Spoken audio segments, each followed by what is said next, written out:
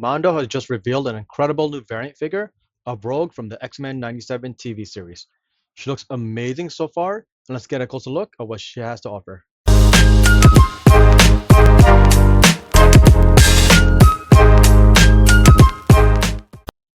Hey guys, welcome back to the channel. So today we'll be diving into the new Rogue X-Men 97 figure from Mondo. So this figure is modeled from her classic 90s costume that was used in the Disney Plus series X-Men 97. Now this is actually a variant edition by Mondo, which they've labeled as the Uncanny variant edition that was announced recently at the Disney D23 event. Right, so in terms of first look impressions, she looks absolutely awesome, guys. Her model looks very clean. From what I'm seeing here, she doesn't have any huge breaks in the body mold anywhere. I love the initial colors and how it stands out and pops at us. And the hair, guys. I mean, it just looks so awesome and very representative of Rogue herself. And I really just like how Mondo was able to translate this to a figure from the TV series itself. Overall, good look and first impression so far. Now, in terms of the dimensions, this is a 1/6 scale. It stands at about 11.8 inches. It's made of plastic and weighs a little over 2 pounds, I believe. And you're looking at this, it does look like it'll scale well, but the color shading might not match as well with some collections, especially if the figure that you're trying to sort of display it with has a lot of cloth on it. There might be some characters, maybe like Spider-Man, that have that sort of sheen material on it that may look better. But in terms of paintable characters and models, there are other X-Men 97 figures available from Mondo. Cyclops, Jubilee, of course, Gambit. That'll help you complete the set if you really want to have that full X-Men 97 sort of pack, right? Now, in terms of the accessories, it does come with a good amount.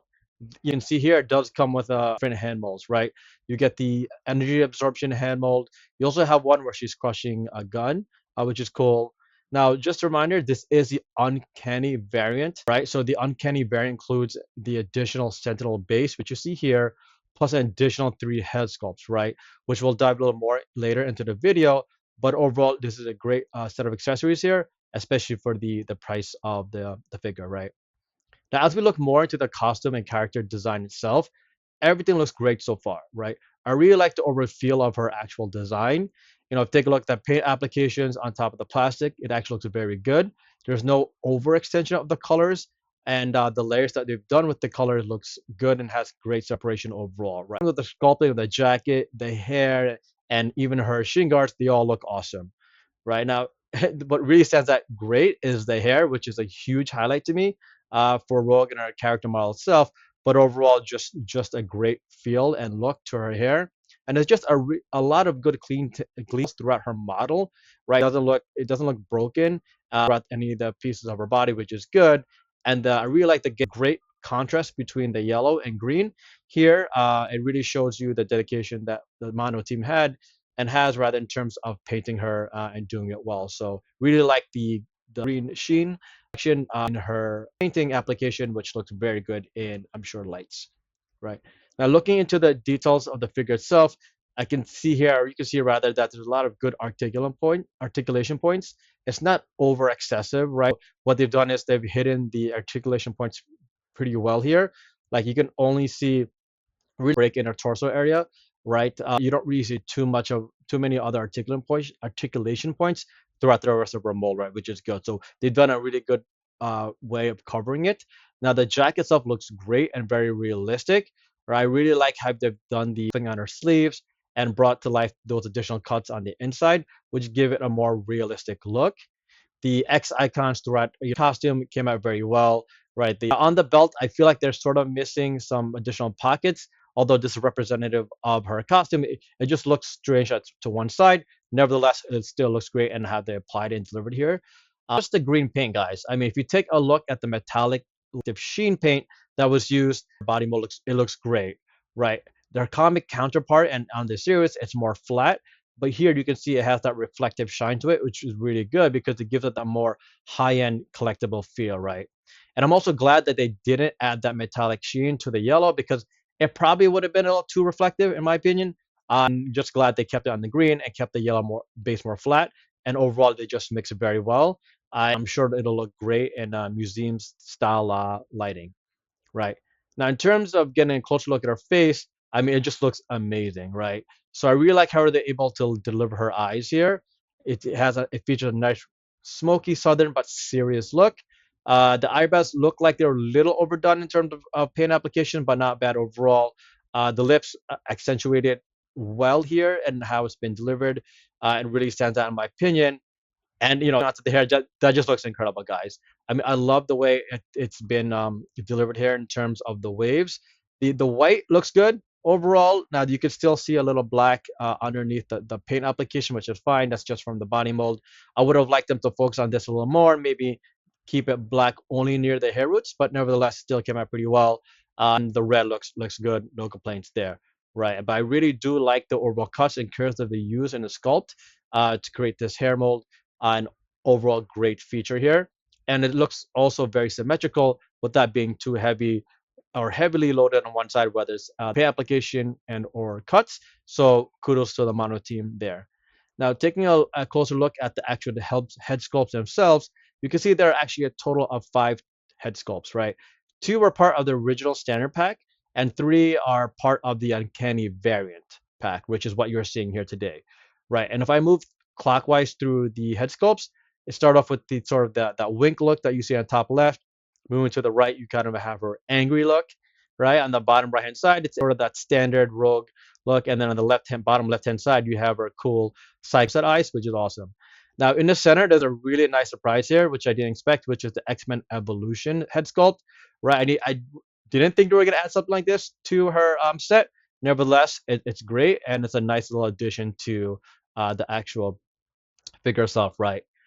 Now, in terms of getting a closer look at the Cyclops head sculpt, right, you can kind of see the nice details that they've really been able to add here as part of his power set, right? So here's this was actually a scene taken out of the TV series itself, which is cool. So it's very reminiscent of that scene, and overall it looks great.